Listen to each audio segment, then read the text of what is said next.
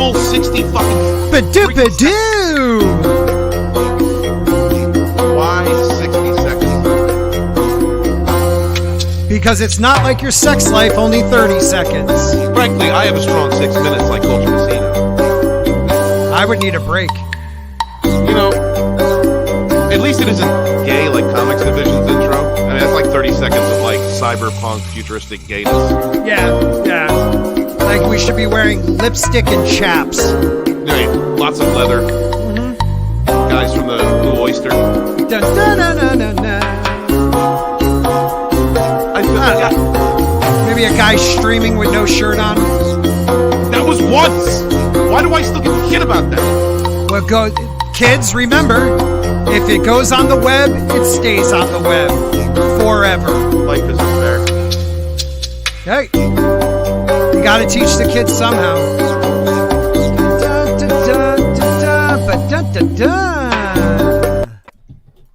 Oh, God. And what's the other one? Oh, wait a minute. I'm fumbling. Can't get to it. Oh, okay.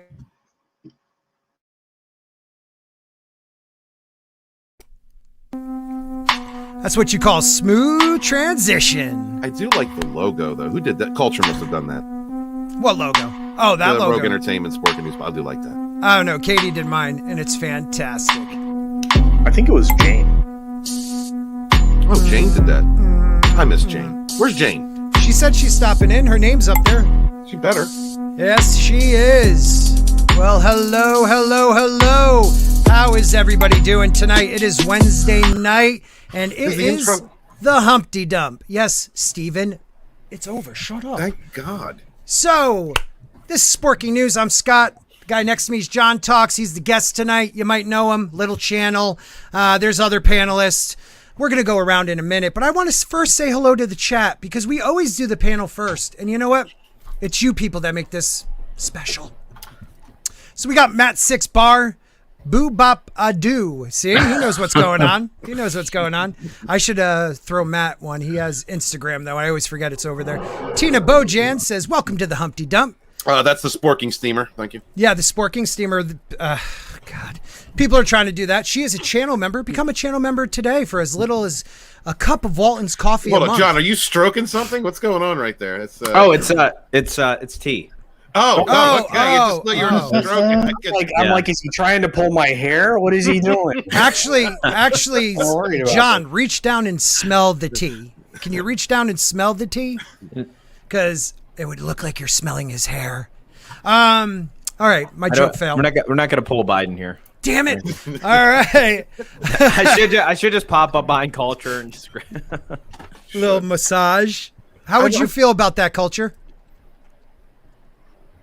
Does it smell like fresh berries and oil?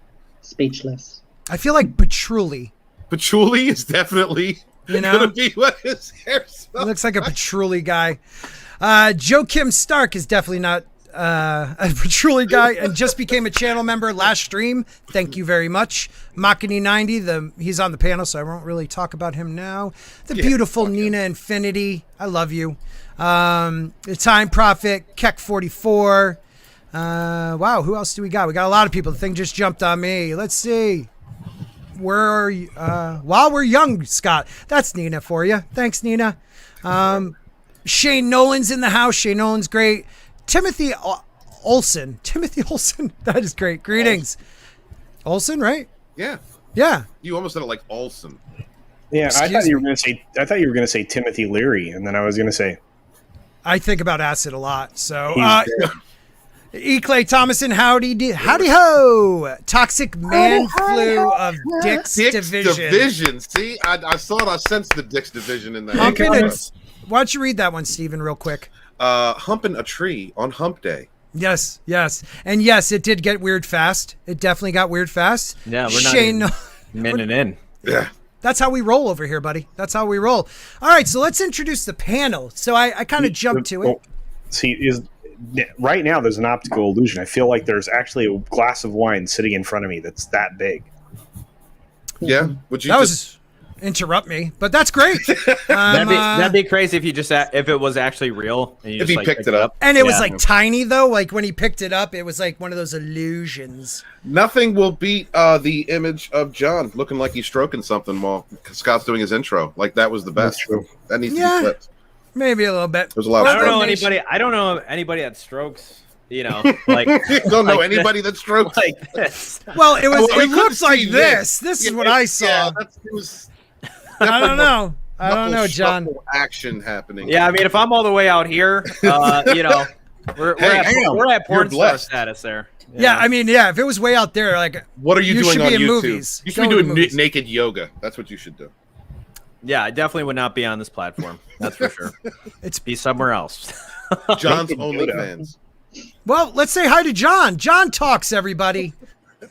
Hello. Howdy. Great intro. All right. Yeah. Stunning. Stunning. Orville Nation You says guys don't hello. want to subscribe to my channel. Come on. I wouldn't doubt anybody here is not subscribed to your channel, but that's okay. Is anybody in the chat not subscribed to John at this moment? Put a 1 if you are subscribed, a 2 if you're not. I would love to see how many 2s we get. I could tell you there'll be a bunch of 2s for the next person. That would be the Fandom Menace Historian, or as Tommy calls him, Astorian. Fuck Tommy. Okay, yes, I know I'm subscribed to John Talks. I have been for a long time because that's where the coffee enema thing came from. Yeah. And Want to introduce yourself? And then Nina started the tree humping thing. I wasn't even there when it happened. You were drunk, and Jayne was getting you drunk. Was insisted, giving you money to get you more drunk. And then Elaine and Nina were starting trouble in the chat. John Talks chat gets what John Talks chat wants. And that night they got me doing coffee enemas. I don't do them. Something like this? No. The Enema Menace? Volume 2, guys. It's coming out soon, everybody. The leaks were true, and it was done from behind. It's a lie. It's a lie. All right, thanks for being here, Walton. And next up, he is the hair of the Fandom Menace, Culture Casino. Well, hi, everybody. I'm Culture Casino. I have a YouTube channel. I'm hanging out with my buddy Scott. And one of my other favorite people, John Talks, who you guys should check out the Midnight Hour. It's an excellent way to wind down in the evening. John Talks is now John Edits, and he does a very good job with the Biden stuff. So if you're looking for something to laugh at, check that out. One of my favorite things, man. One of my favorite things. Thank you, Culture. I appreciate it. See, he did a way better job than I did. Yeah, he did. You can learn from him. He does really well. And we could also learn art from the artist of the fourth wave, Machini90. What are you working on, buddy? Good morning, good afternoon, good evening, good night, wherever you are. My name is Machini90, Artist Illustrated. Welcome you back to the Wednesday Humpty Dump, of course, the Sporking podcast. And we thank you all for being here. Of course, I'm with my great co-host, Sport, Scott, Culture, Red Gaze, Jayne Theory, soon, Nick McCabe, and of course, my hero, my inspiration, John Talks as well, and the lovely Nina Infinity as well. Speaking of which, guys, do you want to see something? Do you guys like X-Men? Yes. You guys like X-Men? Yes. That's what we did on stream today. This is what we did on stream today, and you could thank Fat Steven Seagal for this one. Wow. Did a little 3 hour. No, under 3 hours. Nice, Sorry, man. under 3 hour sketch of Jubilee. Dang. X-Men. You could thank Fat Steven Seagal for that. That's rocking, man. It's really Love good, it. man. I want every titty you make, I want to slap. It's a beautiful thing. I love your art. Thank you. John, could you, Nina's asking you to prep some clip for us. So can you have that? If you have it ready for us. I'm just something. No, we don't need a clip. What about Walton? Oh, what's up, Rennie? Rennie's the best. Hi, Rennie. Rennie's little dick. Hey, what's Remember up, that Rennie? joke? It was like a year ago. Yeah, We she's all- stalking me today. Well, we also have one of the brothers from Down Under, Nick McCabe. Hi, everyone. It's been a while. Yes, it has, man. I missed you. How's everything going? We're no longer moving on our end. All of that, and you're not moving? Yeah. You should have vlogged about that. That was a story Oh, in no. itself. We're boring as hell. Well, have you seen people's vlogs out there? They're boring as hell. Tell them where they can find you, though, on the YouTube, Nick. Yep. You can find me on YouTube at Nick McCabe, and you can also find me on Twitter at Mr. Mooney Blue One. I'm also on Minds at Nick McCabe. And recently, I put out 2 videos just to stop people from freaking out. Awesome. Yeah. What were the videos again? I know I watched one of them. Yep. The first one is Star Wars book tag. So it's a book tag of my own devising. I missed that. Damn. And I really encourage people to go have a look at that one. And if you want content ideas, that one's good. Yeah. I also did a little mini review of the Amazon Prime show Invincible. Yes, that was the one I watched. It was great. It was great, man. So keep up the good work, buddy. And next up, we have one of the authors, a real author here, Red Gaze. What? What up? What up? You heard him, Steven. All right, just calm down over there. Bitch. How's it going, everybody? My good friends here for a nice, healthy dump. Hope you're all having fun already.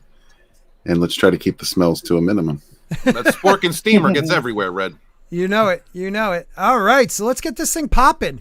Our first article, and I already forgot what I was going to share. Oh, no, I didn't. Do you guys remember a little show called Star Trek? Stop it, Culture, stop it. That freaks me out. Steven, you're stop you. Thank you, John, for being professional. Familiar show, Star Trek Next Generation. There was this character that wasn't as woke as the Picard now, but a guy named Picard in it. There was also a blind man who never used his disability as a crutch, never even talked about it. Geordi could do what Geordi could do. He was an inspiration. Well, he feels that, cancel culture is a good thing. LeVar Burton defends cancel culture, believes it has been misnamed, and suggests renaming it to consequence culture.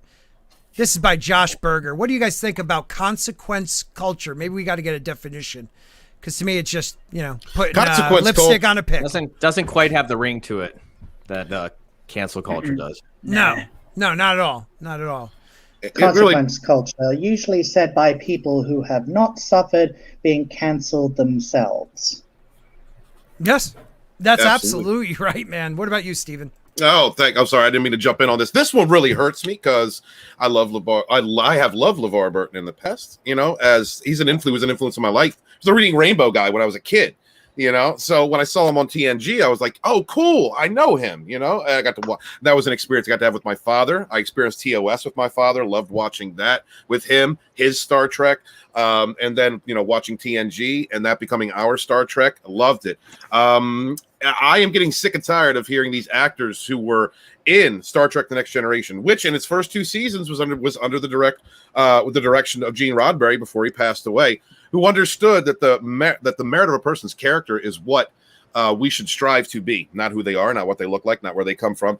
That better future, the future that I think we should be striving for. These actors in the last few months have been just coming out wreck. Doomcock did a great video yesterday, I think, where he kind of went over Marina Sirtis, Jonathan Frakes, Patrick Stewart, all these people, these people that are just, saying some of the most reckless, divisive things, or allowing the destruction of what Gene Roddenberry built, helping in that destruction for some woke ideology. Here we have LeVar Burton, somebody who was an influence to many of us in my age group through Reading Rainbow. He is excusing cancel culture by relabeling it consequence culture, because like Nick said, this usually comes from people who don't have to suffer from the hate mobs. From those that try and stop you from being able to earn money, those who try to deplatform you, get you fired. This is heartbreaking to me. LeVar Burton is not a hero. He is not heroic. He is a villain in my eyes. Dangerously stupid at best. Adding to your next volume after volume, Nina Infinity and Shane Nolan both say, if he was playing Geordi today, he would have been canceled, or at least a hate mob would have had him fired for being not blind, playing a blind man. Like, doesn't he realize that that's what this cancel culture is? They would have went after him, no matter if he's a minority. It doesn't matter who you are, if you're gay, it doesn't matter. If they find something that they think is offensive, which a person of sight for playing a blind... Person of sight. Yeah, I was trying to think of something. Vision. Yeah. Oh, that would have been better. A person of vision playing a person that is blind, or vision impaired. He doesn't realize he actually would have canceled himself. John, do you consider yourself a person of sight? I do fall in that category. Okay. Yeah. Just want to make sure. Yeah. What do you think off the top before we even get into the article, John? I mean, I'm about 7 or 8 episodes into Star Trek: The Next Generation. So, you know, I'm not. I'm more of like the old school Star Trek fan, but yeah, I don't know. It's actors, actresses. They're just out of touch with, you know, reality.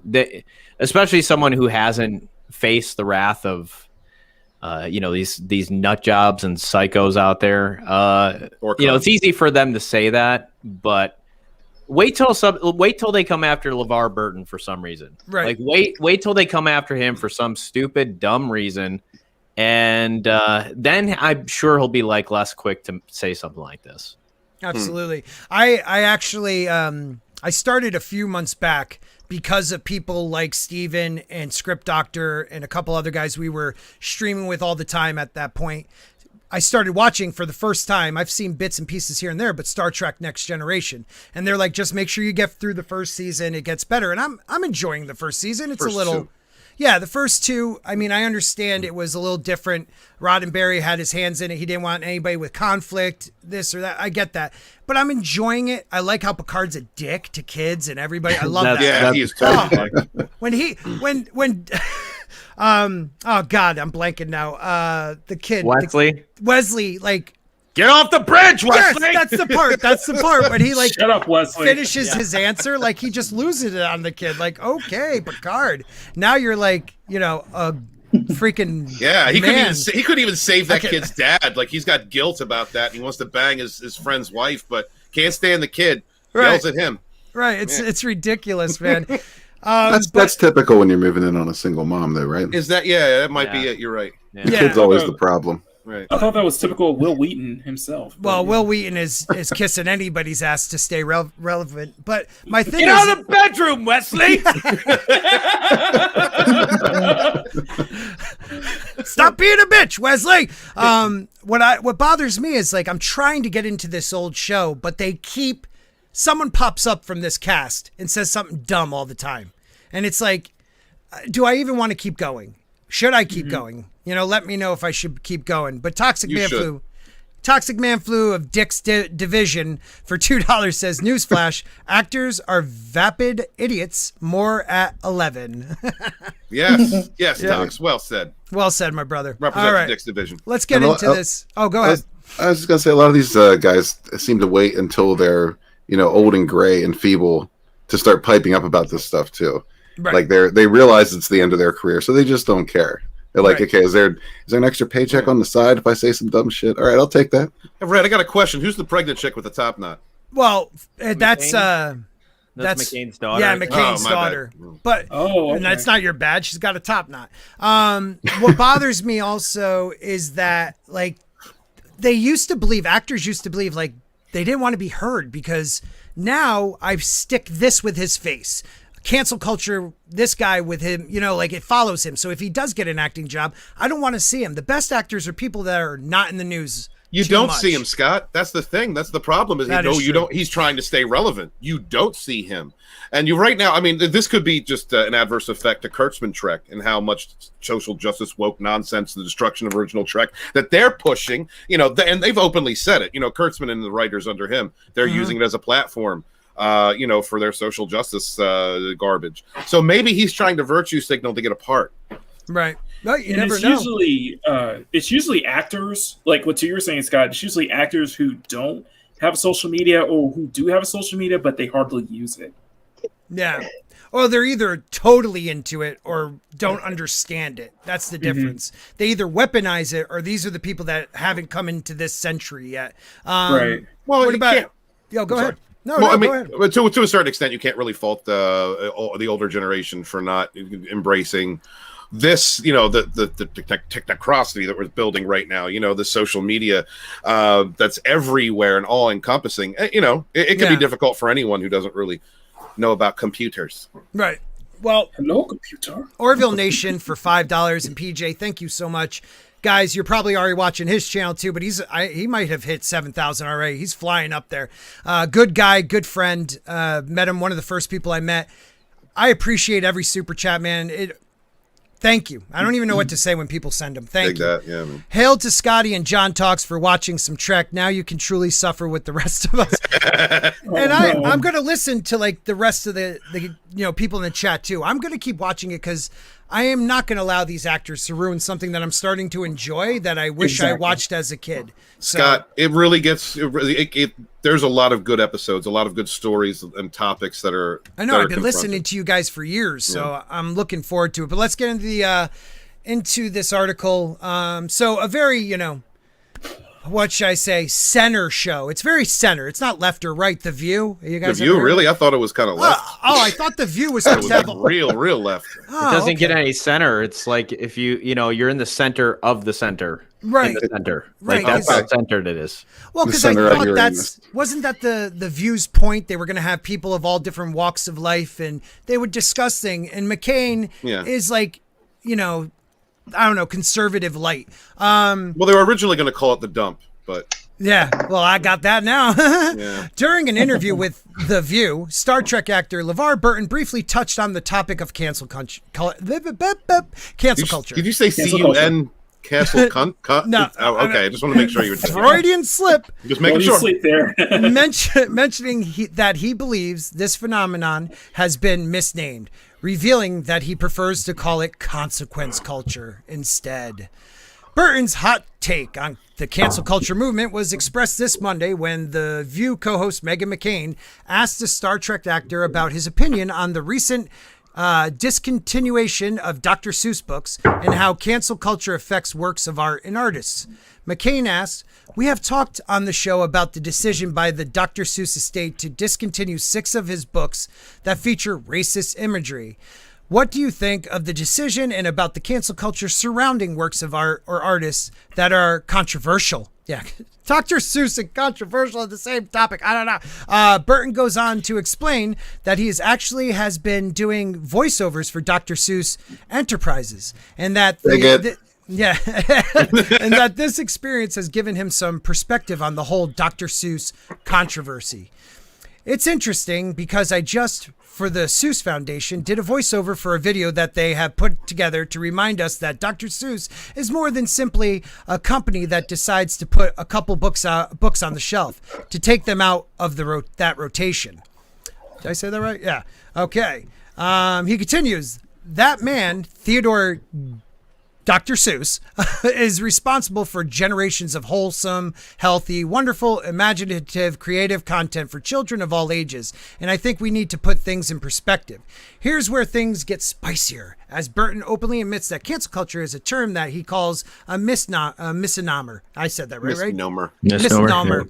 I am not very good at reading. Yeah. Defending the movement and revealing that consequence culture is the term that people should be using instead. In terms of cancel culture, Burton continues, I think it's misnamed.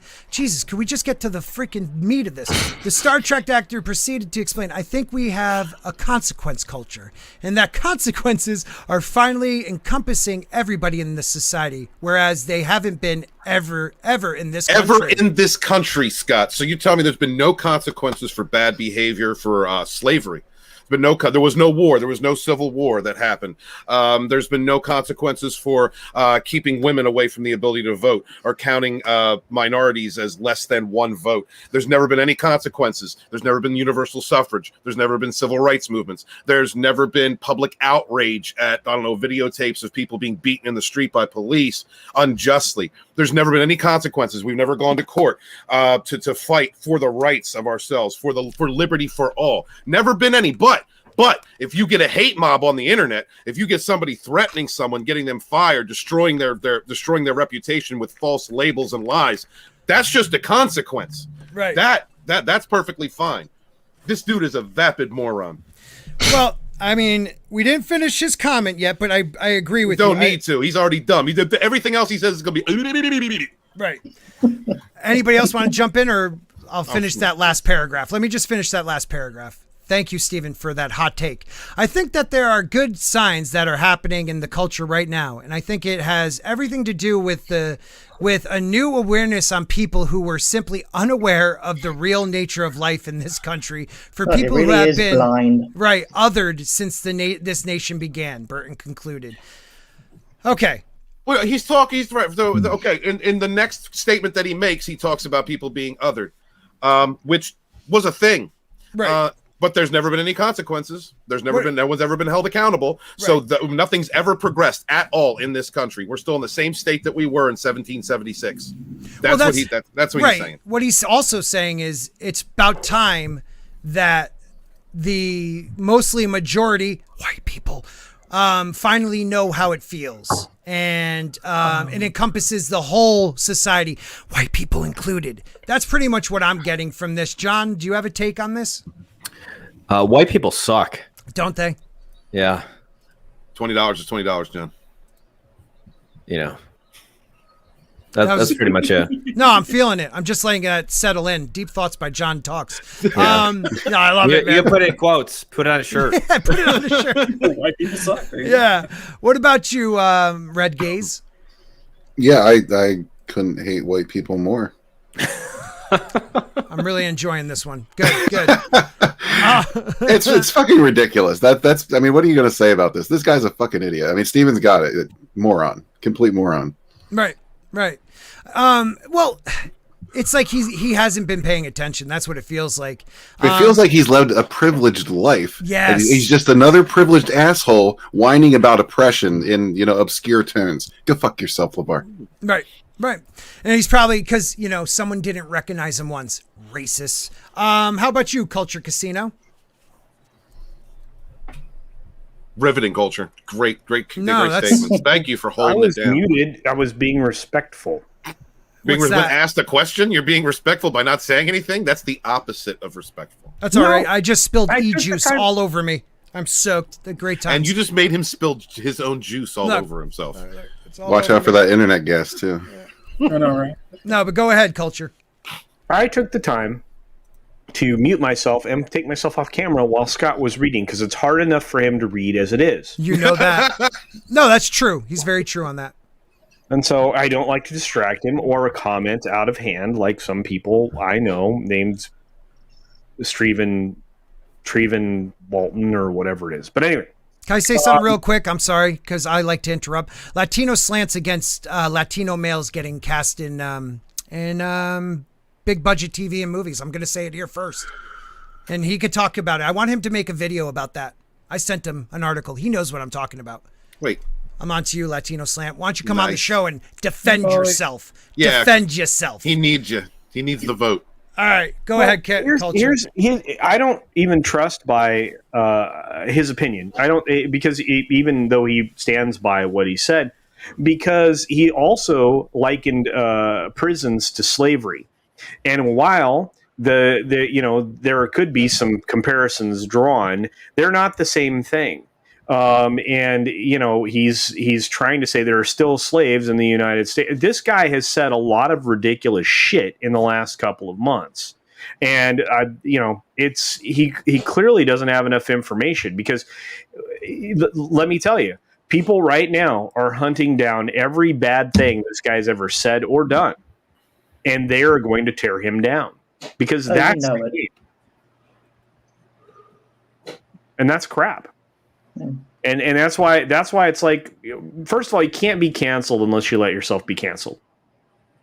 Gina is kind of proof of that. And yeah, you can have people go after your livelihood and all those other things, but ultimately you will rise above the efforts of this tiny little group of lynch mob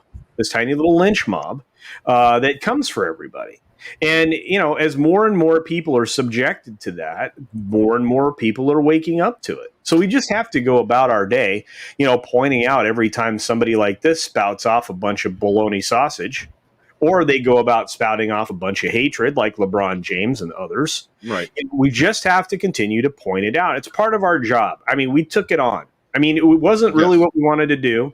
We wanted to get on here and talk about pop culture. But when it comes to LeVar Burton, I mean, the guy he's underinformed, or he's listening to his daughters, who I think one of his daughters got kicked out of Rooster Teeth, if I don't remember. Mika Burton was, she left Rooster Teeth. She was a part of the No. It was just kind of like bad.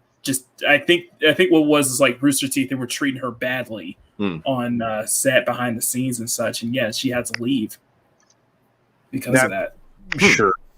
Sure. But she's been listening to, like I said, he's been listening to his daughter or daughters, and it's just insane. Hola, todos, walking the doggies. What's up, Latino Slant? Hola, brother. Culture, I mean, but it isn't just about that toxic minority, though. They're being supported by wealthy people across the country, across the world, really. I mean, this is a kind of this woke culture is affected in Europe and other places. So it's not. I understand what you're saying about persevering that toxic crowd, but they are supported by politicians, millionaires, companies. But again, I mean, they're bringing about their own imminent and expedited demise. Their thought processes are man, I can't speak today. Are limited and myopic, and every time you point out just how racist they are, they have to backtrack. Whenever you ask them for facts and information, they can't provide them. They can only just try to shout you down. I would challenge him to defend this to somebody who's been canceled. And here's somebody who's been run down. I'm sorry, Culture. One moment. Can we address what Shane Nolan just said? Yeah, please do, because I heard about this. Yeah, they came after Umbrella Guy's 7-year-old daughter. I mean, they have no scruples. Yes. They will come after children. They were saying they were showing him pictures of what they believed were his house. And he was like, luckily, I mean, it wasn't his house, but they were coming after his kid, trying to say they knew where he lived, all because he disagrees with movies and stuff. Like, come on. Well, it's more than that. What is it, Mark? Do it, Matt. They attacked. They actually struck his mailbox. They doxed him. They actually struck his mailbox because he was calling out a lot of stuff that was going on with the Vic Mignogna situation. When he put his first book out, they tried to call Child Protective Services on him. And that's terror. That is terrorism. That is absolutely terroristic. I mean, you might think, a mailbox is just a mailbox, but look, that's somebody coming to your property and causing destruction. Well, it's federal. You've created because it's a federal crime to tamper with a mailbox. FYI.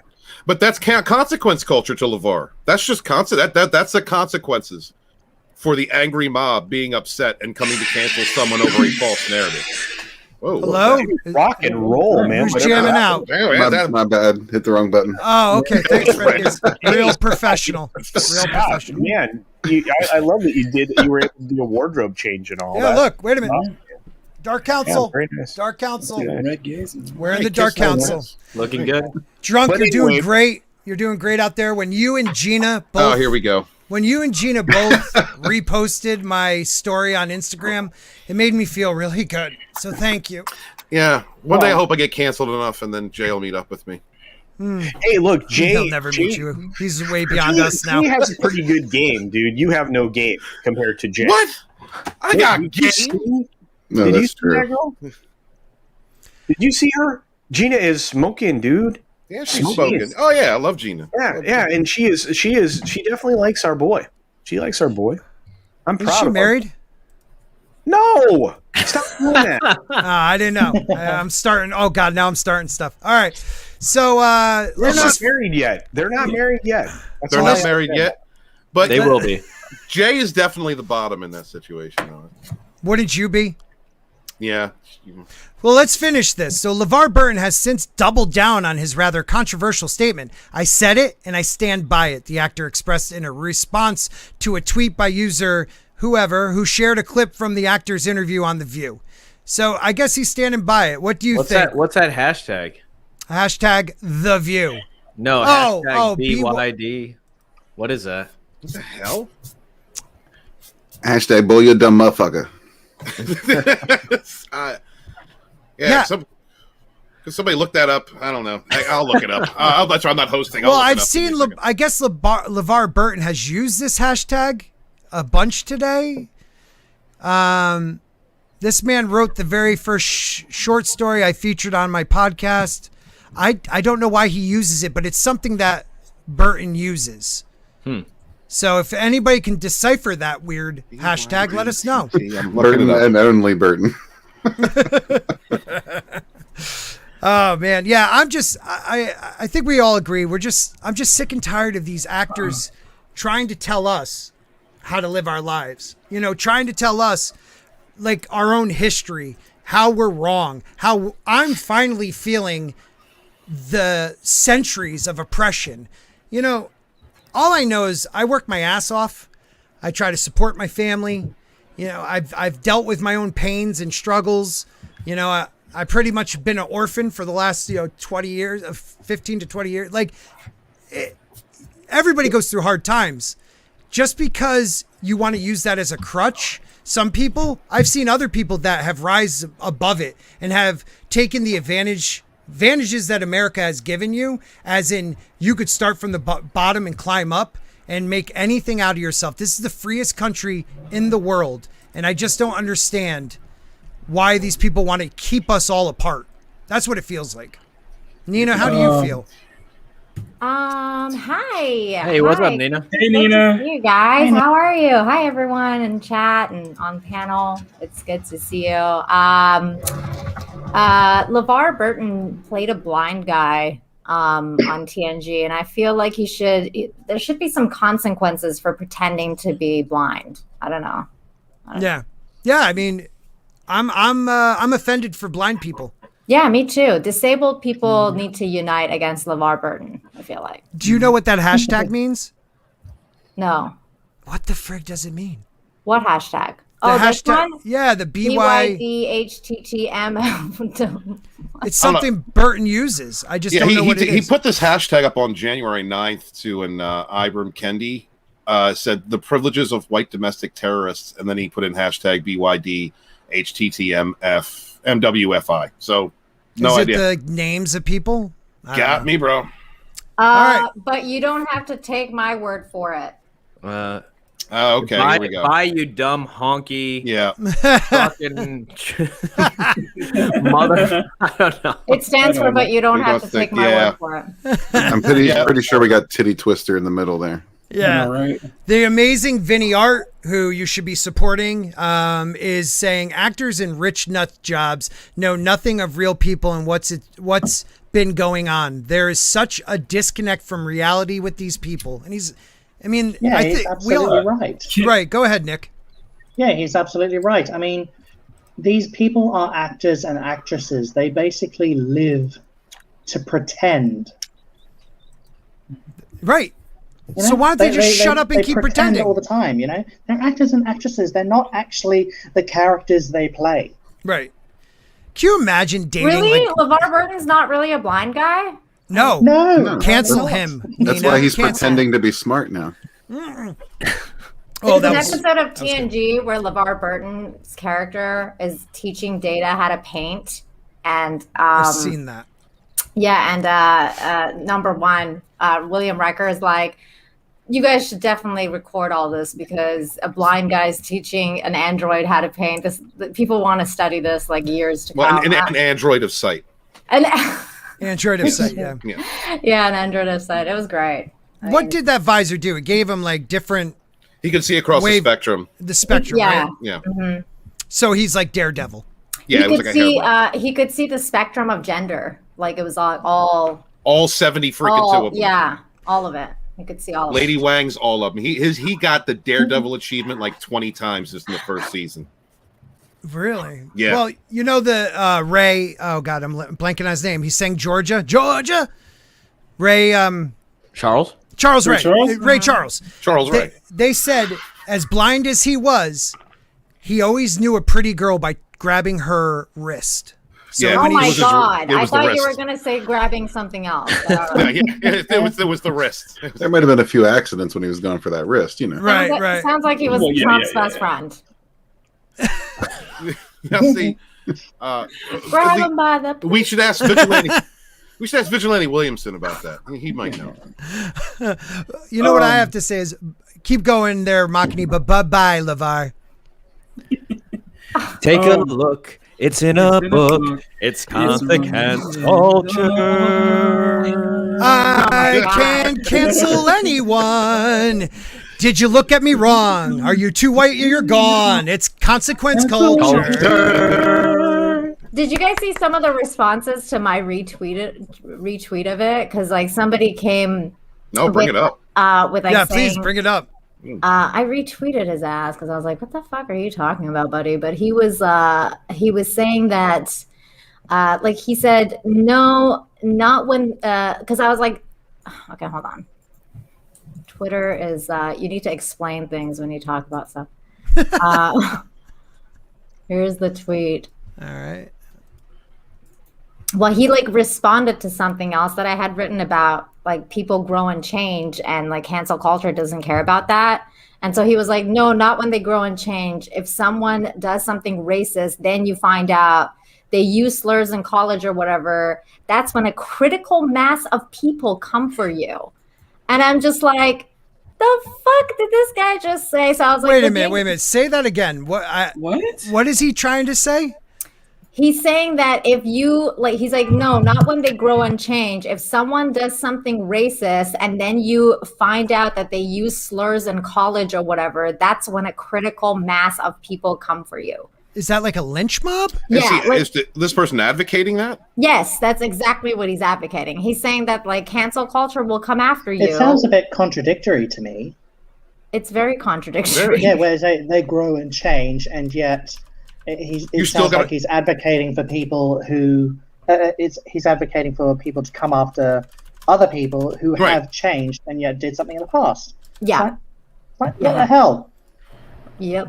That's so wrong. That's what it is. So, Nina, what did you say here? Just in case anybody's listening. I just went, the danger right now is that people in power share your values. When that power shifts and then you and people like you have themselves to blame for setting a precedence for uncivil decorum for having a different opinion. The word racism has lost all meaning due to overuse. Well, hasn't a lot of them, Nina, Nazi, white supremacist. When you're calling Ben Shapiro a Nazi, it's lost anti-Semite. Anti-Semite also. It's lost all meaning. It's lost all meaning.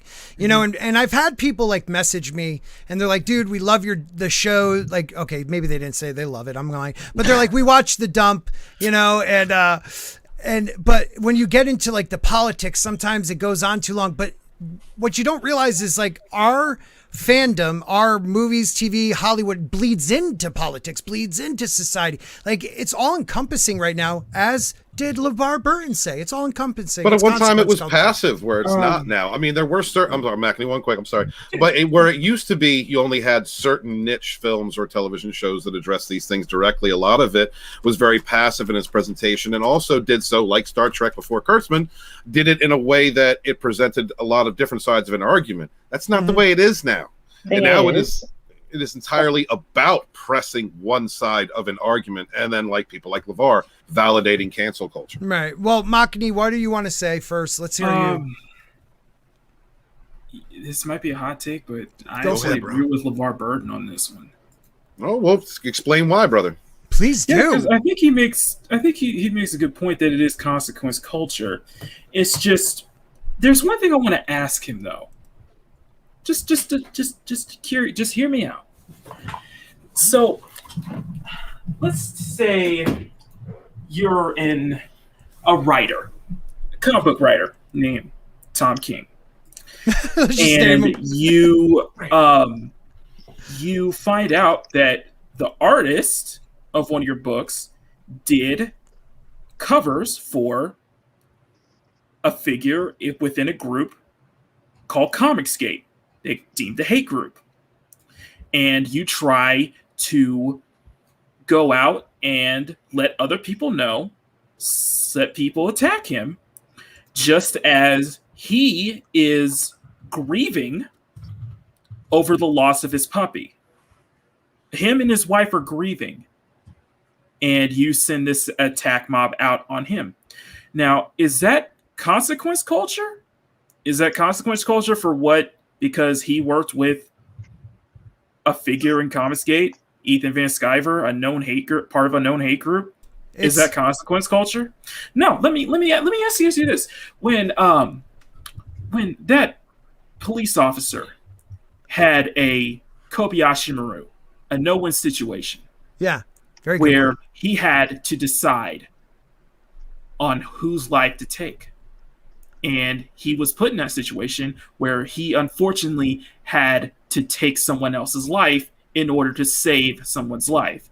Right. And a very well-known public figure, a sports superstar, puts out a tweet and says, "You're next. #accountability." Now, is that consequence culture? I'm very curious. So wait a minute. Are you being like? You're really not agreeing with them, are you? No, Because the way I don't agree with him at all. I honestly think I like how you played that. not only disgusting, it is. Yeah, I was like dangerous. totally lost. I was like, I was Monkey, so what lost. is your point? It is dangerous. I'm confused. I Yeah, like where you went though. This is dangerous. It is. This is It's very very dangerous dangerous. behavior, and he and in my opinion, he is a bold-faced, absolute coward. Yeah. But that's what I meant with my tweet as well, is that like right now people are leaning that way. Like the left-leaning, crowd are going that way right now in the United States and elsewhere. But when that paradigm shifts, right? When you have the right-leaning or even, and that, not to say that, all right-leaning people are racist or anything, but what happens when they get sick of this shit? They get power and then they're like, you know what? Fuck all of you. And then what happens then? Talking about the pendulum swinging. Exactly. Yeah, well, the pendulum did swing from Yeah. the 80s into where we are now. I got one more. When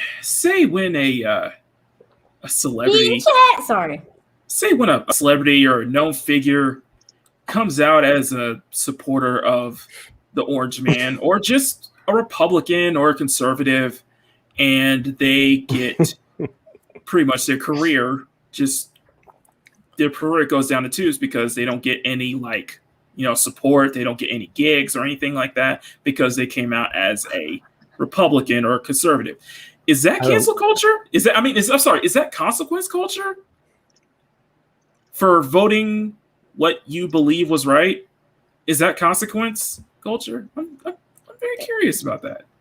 They're trying to flip the script. And also, Scott, you're muted. Wow, you should have just heard that. It was really smart. It was epic. It What- looked it. What Very he epic. means, I felt it. What he means by consequence culture is whoever believes they're morally superior, and I think Nick was touching on this in the private chat, whoever feels like they're morally superior, Yes. they're the correct ones and everybody else is wrong. So they're the ones who decide. It is one takes all, like Latino Slant, hating Yes. male Latinos having roles in movies and TV shows. How are you today, my friend? Oh, hey, hi there. Just here. Hi. Hello. Hi. Sorry. All right. Riveting. Riveting. Hey, caught me off guard. I see. Hail to the panel. Yeah. How you been, bro? Hail, What's up, brother. Latino? Hail, And Red Gaze. Hail, Red Polly. Gaze. Were you listening to the conversation the whole time? Sure was, and it was none other than Nick that got me on the channel when he started disparaging actors in general, sweeping comments of yours. How dare you, sir? How dare you put down actors, sir? Dare You're you? up. You will be up for an Oscar next year because they got nothing. So that was beautiful. But what do you really feel about what LeVar was getting at? What he said? Do you agree? Disagree? Who? You, LeVar something. Blind guy. He's blind. Who's He that? was Reading Rainbow. Inte and Roots way back in the day. Is he on? Toby. Is he on John Talk show sometimes? No, that's No, that's Biden. that's Raging Rhino. Ah. They look It's a lot Raging alike. Rhino. Raging Wow. Rhino. Raging Rhino. He's an angry Aussie, you know. A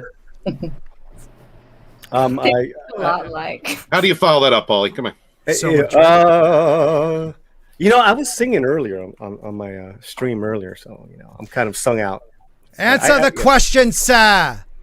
LeVar, Do you agree with LeVar Burton? No, No. Okay. Okay. That's it. That's it. in a nutshell. That's all Scott wanted to hear. That's all I wanted to hear. All That we wanted to hear. you have right think. Yeah. Oh my gosh. Boy, it's We hot in haven't. here. Well, don't worry. We got another one. Another great actor, Alyssa Milano. You know who she is? She once was famous. Alyssa Milano says celebrities can help end pandemic. We could reach people in ways that Dr. Fauci, maybe can't. I don't know how, because Fauci is on TV way more than any actor I ever seen. But this is by Fauci sounds like a wet fart. Did you see the thing she said yesterday about like how she was in a Democrat cult? That was a crazy speech that she gave. that wasn't her. That was Rose. What's McGowan. that, Rose McGowan? Oh, I'm sorry. Rose McGowan. That was Rose McGowan. I'm sorry. Yeah, they're close to the same person. Yeah, they're basically the same person. Actually, if you want to see some good reading or videos, is Rose McGowan calling out Alyssa Milano for political weaponizing the Me Too movement, because Rose McGowan was. I read that. That was great. To be fair, she was always jealous of her magical ability. Well, I know. Yeah. You know what? You know what? She grew up separate than the other sisters and never got to meet their mom, so I can understand that. What? Anywho, Well said. Yeah. Thanks. So, Strong fan in the house. God, this is a really good show. I'm glad you guys are on your freaking A games with Mr. Talk here. I'm on You my didn't even let him talk. He said I'm on like my three a-hole things. game, as always. Yeah, Who is he? I don't know him. John, did you ever have a crush on Alyssa Milano? I mean, who didn't? Who's I'm the with boss? I Yeah, didn't. come on. I grew up. I grew up with her, man. Who's the boss? Yeah, I used to watch her on TV. Basically went through puberty together. She was hot. Does Yeah, anybody man. remember her I epic, agree. that Cans epic and that poster? vampire. You remember that epic poster she had It's too bright. in I think it was a Devil's jersey. Oh, God. No, I remember Embrace the Vampire where we got to see her cans, and I was happy. Or Poison Ivy 1 or 2. she was in. Yeah. Well, she's back. Alyssa Milano is known for using her platform to get political, and the Charmed star wouldn't have it any other way. How long ago was Charmed, guys? Was it like 20 years ago? Like 20-something years ago? How long I would ago say was that? about, if not a little. Oh, no, little it's bit longer more. than that. She clinging It's on to longer that? than Yeah. The reboot lasted about 20 seconds. Yeah, it did. It was pretty terrible. Let me Yeah, ask she you guys. was hot. Yeah. I'm looking at some of her older stuff. God bless you, All John. right, we lost John for the stream. Yes. Yeah, you guys have a good one. He's gonna Yeah. start dunking his tea bag here pretty soon. Just have it ready to share, so when we're done hating on her, we Well, can here's remember. the New Jersey Devils. Oh, yes. Are we going to share that? Can we? You got to share that. It's got. She's clothed, so That's yeah. it. That was my favorite. I had that Yeah. one. I had that one. Oh, Yeah. What is that from? the 90s She was with, ruled, uh, man. They Her did. and Pinche, what's her name? Pinche, what's her name? I don't know what you're talking about. What did you call me? No. I'm God, talking she to, was hot when she didn't say Nina. anything. Oh, I don't know what you're talking about. La otra mujer, Winona Ryder. oh, she was hot. Rider. She was hot. Yep, there was a lot of hotties. I But like what the short did hair she wear thing. the hockey jersey in? Does it matter? Oh no, Yes, because I would want to watch that if it's a hockey movie. I'm pretty sure she probably never watched a hockey game in her life. No, she's a diehard Dodgers fan because she's Oh my from God. New York and now she lives in California. All right. It did remind me of Cynthia Gibb in what was that? Puck shot, something shot with the Rob Slap Lowe. shot? Slap shot? Oh, Oh, she no. was hot. Youngblood. You're talking about Youngblood. Youngblood. Oh, Youngblood, That was Cynthia a good Gibb. movie. That was a good movie. Sorry. No, great Anyway. stuff. Great stuff, guys. For World Immunization Week, I didn't even know that's what this was, which is the last week in April. Milano is trying to raise awareness around the importance of vaccinations. In an interview with The Bump, the actress said she absolutely feels like she has a role to play in helping to end the COVID. No, you oh my don't. God. No, you she don't. Please is- shut up. You think she has a role to play in everything? Yeah. You have a role to play at home. Be quiet. Make a sandwich. Oh my god. Raise your kids. Who's Jeez. the boss will be back right after these messages. Hey, how you doing?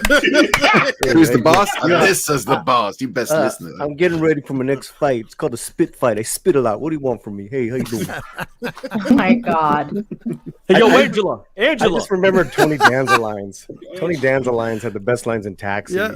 Wait a minute. Let me hear it, John. Yo, Angela. Angela.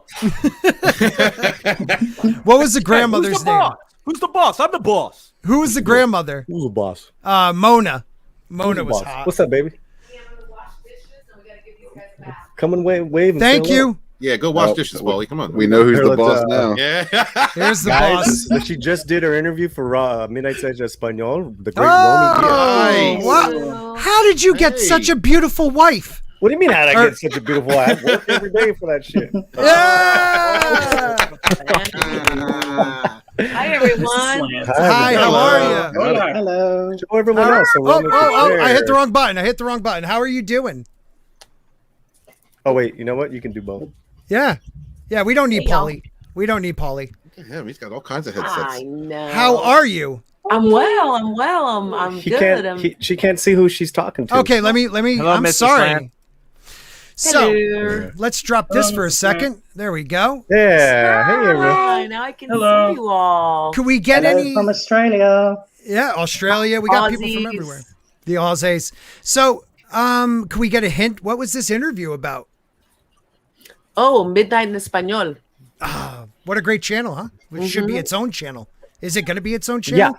Yeah. Debuts Cinco de Mayo. Yeah. I know. Midnight Session Espanol. I know. I just want to make sure you get that out there, man. Get that Yeah. out there. You know what's so funny is nobody cares about Cinco de Mayo in Mexico. Nope. Nope. She lives in Cabo San Lucas, babe. Nice. Nina's Cancun, really cool. baby. Oh, Cancun. Sorry. Yeah. Cancun. Yeah, I've been to Isla Mujeres, Yes. Playa del Carmen, So good. So nice. Those Mexico places are City. lovely. Yeah, it's beautiful. Mexico City is not as lovely, but No, but I love the culture. And it and, is. It's great. Yeah, there were some amazing restaurants. My God. One of the best meals I've ever had. Yeah. I forget the name of the restaurant. Sorry. I No. got this great video of her just dancing salsa to the camera, and then she sends me the video. I was just like, Oh, I Oh, did? wow. oh, I did. We could. You want to share Heartbreaker. that right now? We could share that with everybody. No? Oh, okay. No. I'll try to find it. Let's- I don't remember that. You don't He's remember like, that? no. I'm sweating. That was some good things. Yeah, you guys, you can't, feel him right now. Obviously, Yeah. he's like smoking hot. Yes, he is. Oh, I mean, yeah. Yeah. Sexy man. But yeah, we did the interview. We did the first piece in Spanish, and then we did the second go around in Portuguese. Oh, wow. That's awesome. I'm That's sorry. awesome. Scott made me laugh. I'm sorry. I make people laugh. That's amazing, though. I'm really happy for Paulie and all the success I know that's coming his way. You're going to be big, man. You're going yeah. to be huge. I'm That's what she excited. said. Huge. I'm so excited. Peach and Nina. I'm so I getting love Nina. I love Nina. I'm so getting Babbel so I can learn Spanish so I can come on the show and ride his coattails. Whatever. Yeah. Good ass And kissing, a Scott. little Thank you. Portuguese também. Well, fala português. He Whatever still you just said. He still speaks the same 5 words. 5 words. In Yeah. Portuguese that he knew when we met 5.5 years ago. Yeah. So Well, Progression. not Yeah. impressed. You know thank what you. I'm saying? Thank you, guys? Stephen. Welcome. You could say he didn't forget. Yeah, I at mean, least he didn't forget. Yeah, that's a At least big he one. didn't forget. Always take the rainbow side, right, guys? Of course. Always look right. at the cup half full, for sure. Jay's Yeah. all about the rainbow. He's just Yeah. polishing what he knows. Follow the rainbow. Yeah, but we got our next booking coming up, the next gig. So I'm excited about We that. can't say what it is, but it is. It is. Yeah, it'll be fun. She's an actor, so it's a TV show. Yes. Oh, that's Milano, right? Not Alyssa Milano. Oh my God, I used to get that when I was little. That's funny. I did do a guest star on Mistresses. Ooh. Really? She was on. Yeah. That was kind of a sexy show. Yeah, I didn't play I played a lawyer or something. That can be sexy. Paulie had the sexy role. You know. Yeah. Yes. Yeah. But yeah, so be starting shooting that in a couple of weeks, and Amazing. yeah, Cool. so we'll keep you guys posted. Please do, and you're always welcome to come on. Aw, thanks, Thank Scott. you guys. I love you guys, man. I generally try to do it only when I have a little beat. You know what I'm having, a little face beat happening. But She's all usually I'm just sweaty, running around in yoga pants, taking care of these 2 dogs that we have now. Aww. What are the 2 dogs again? What are they Mr. again? Butters and Mr. Bandit. Do they have their own Instagram page? Because they should. They do not. They have me running around like crazy, and they take the worst photos. God, it's interesting They're you not say that. photogenic. No, they are so gorgeous, right? Yeah, in person. But you try to take a picture and they're like, so it's pretty bad, dude. Oh, that's funny. Bandit. Here, let me pick Bandit. Bandit's right here. Hold up. Please do. And while you're doing that, Roger Hayes for a $1.99 super sticker. Thank you, brother. Thank you, Roger. He's a Chihuahua blue tick coonhound. Oh my God. It's adorable. That And he's bandido. still a Old bandit. That's cute. Yeah. He's just, I think, maybe not even 2 years. What? No, he's only A year. 10 and a half months. Oh, he's Yeah. a puppy. Oh, he's a That's- strong ass puppy, bro. Yeah, that's And, little guy. He's a nut. Butters. He's a I nut. don't know where Mr. Butters over Mr. there. Butters. Oh, he's But, by the door. Here, I'll grab him. Hang on, I'll help you out. Yeah. While you do that, I'll grab a super chat. So, Valiant Renegade for $5, who will be on the show Saturday night. Good evening, folks. Look at this good-looking panel. And by that, I mean Paulie's wife and Nina. The rest of y'all, nah. Dude, you guys, Oh, thank you very much. you guys really got to follow this That's guy. Mr. Butters. He's hilarious. Oh, hold on. I got to blow that up a little bit. Chihuahua Cocker Spaniel. Oh, he's And they are adorable. brothers. They are That's brothers. cute. He looks chill. Oh, he's dude, but he's like there's other dogs like walking by him. He's so gangster, man. Right now, he's Nice. Wow, he's such a little ass, man. That is awesome. Yeah. That is awesome. Thank you so So much. cute. Oh, Sorry, buddy. Okay, bye, guys. Bye. See you later. Hi, nice to meet you. Nice to meet you. Yeah. Bye, Paulie. Oh, you're staying? You're going to ditch him. That's a shame. Ditched him. God, Yeah. he is good looking. He's a good-looking man. For He sure. is. He makes me question. What? Hey, Paulie. Yeah. Invite Paulie, your- you confuse Scott's genitals. Sometimes, man, you're a I good-looking have that man. effect. on- I'm telling you, like drunk Thepio. Paulie. Oh, Yeah. wow. I think we need a poll. We need a poll going up on Twitter. No. I bet you want a poll, Scott. Hey Of course now, you do. good dude. Gaze, if you had one, we'd talk. Oh my God. The man with no balls coming from my penis again. I have testicles, they just don't work, Dick. And that was Jake. my choice. Jayne Theory. That's hilarious. Oh no, what did she say? Oh, I love Jane. I love Jane. I missed her. I can't see it. Jane, Oh, there it is. That didn't just happen. We I mean, did that was a a- while ago. I mean, we've been. Yeah, what? Hashtag bye for Paulie. Hey, Jacob. Bye for Paulie. You should make that a hashtag. That should be a thing. Bye for Paulie. I like John it. was not saying anything. He's like, what? Look, John. It's kind of scary. John went off camera. He's stroking his Oh, tea. God. He's stroking his tea bag. Yeah, Right now. no, I just don't. If it gets clipped or anything, any of this stuff winds up getting clipped. As long as you're not on camera, you can't be incriminated. That's I professional. didn't want to take. I didn't take offense, John, because I was like, he's not talking to my girlfriend at all. Wow, that got weird quick. Okay, so Well, I just didn't say hello. Yeah, I I don't even know. I love you, buddy. So let's not forget, Alyssa Milano is very important. Don't forget, she's going to cure, I think, something about COVID. I tell you, she goes on. I tell you, it makes me so frustrated to see celebrities who have huge platforms staying away from work like this out of fear of negative career impact. She's explained. Because she has no career. No, I'm this sorry, I has don't- all been positive Isn't for this the her. bitch who called the police on someone after espousing defund the police? Yep. Yes.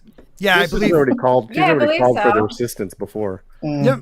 She's awesome. This is a months person ago. who is shaming others at the moment for not getting politically engaged and shaming the plebs for not doing what they should, in her opinion. That's this. She's a destructive personality. Well, she's not done. We've been so lucky to have the attention of people around the world who probably don't pay as close attention to government or politics. It's our responsibility to our fans to help keep them safe, to fight against the horrible lies and politicalizations of science and medicine. But wait, Scott, could you did she say please it read that more annoyingly than you are? I will try next time, even worse. Okay. She's the same woman that said, believe women first, always believe women. And then when a Biden accuser came up, she said, well, let's wait for the facts. Right. Mm-hmm. Yep, Let's I not remember forget that. they project, man. This is these SJWs. They project themselves. The political manipulation of these things is not coming from anywhere but the camp you love. Well, let me ask Culture. Culture, you there? Are you back? I think Culture, are you here? Culture dipped out. Yeah, I was wondering what happened to him. Culture was he's having intimidated. server issues. He was intimidated by Paulie. Yeah, it's this year. It was too hot for him, and he had to go. Jane, come on. I already got Gilkey already put up a tweet. Share it. Please share it to us. Let's see it. Right. Jane, if you have time, jump on, man. So what do you think, John? What do you think about, seriously, like, you talk a lot of politics now, or at least you show a lot of politics. What do you feel? I don't care. Oh, that's it's really good for my channel, John. I'm so glad I'm this anymore. I just don't care about, like, whoopity freaking. Who cares what Alyssa Milano thinks? I don't. She does. Yeah, her, and I guess her. 3 people. Only Melissa Milano cares what Alyssa Milano thinks. I mean, we feel, some of this stuff. It's like whatever. I just don't follow them on Twitter. I just don't care. Oh my Yeah. God. Remember when she started ripping her hair out, like with a brush, and she was like, look what COVID did to me. I lost all my hair. Oh and I was like, God. that's called brushing your own hair, bitch. Yep. I'm kind of sick and tired of this crap too, but the way I look at it is if we just allow them to have their platform, then that will be the narrative more than it is right now. And that's why I like having all different types of people on, genders, nationalities, orientation, like red gays. Like I don't care. Oh my God. You better start caring, mofo. There she is. Hey, Jane. Hi, Jane. Hey, What's up, Jane. Jane? Hey, what's up, Jane? Hello. Hi guys. Jana, what do you think? What do you think about we got it. One more time. Hey guys. I never thought I'd do that to you. I'm sorry. Yeah. Funny thing, Scott, that was me saying that. Jane only came here because of me, just so you know. That's fine. I'll take it. What do you think about this story, Jane? I mean, you know how these people are. It's always, whatever is convenient for them. That's the side they take at the moment. That's why I don't pay them any attention. I don't know why anyone else does either. Yeah. I think I don't even care what else she has to say. So, bye-bye, Alyssa. Okay. I don't pay attention to anything they say. I'm more concerned with what they do specifically. Like someone mentioned the time that she called the police on the kid. Mm-hmm. Like we've seen that in before. What was that situation again? I don't remember. Oh, someone was trespassing on her land, I believe. And she called the cops on him after she said defund the police, right? Yeah, she had a bit of a freak out, and Valiant police were very useful then. Yeah, right. Valiant Renegade for $2. Alyssa Milano totally has a career on Twitter. Now, at least let me ask you this, John, because you've been so riveting tonight. This is the last time I'm on. No. Don't threaten me with a good time. Scott, I just pulled up the article. It says the Daily Mail reported that she had called the police when she thought an armed intruder had trespassed on her property, since she has always taken a stance against the police militarization and spoken out against the police action. Responses: Twitter was quick to react and call her a hypocrite, which you know how Twitter And he wasn't even an intruder. I mean, he was on her land, but I mean, kids do that. Mm-hmm. He wasn't trying to break in or anything. How old was the kid? I don't even remember, like teenager. I think. Let me keep reading, and I'm sure this article will tell me if it's a real journalist, but probably not. The new number 2, Alyssa Milano, is still a star in her own mind.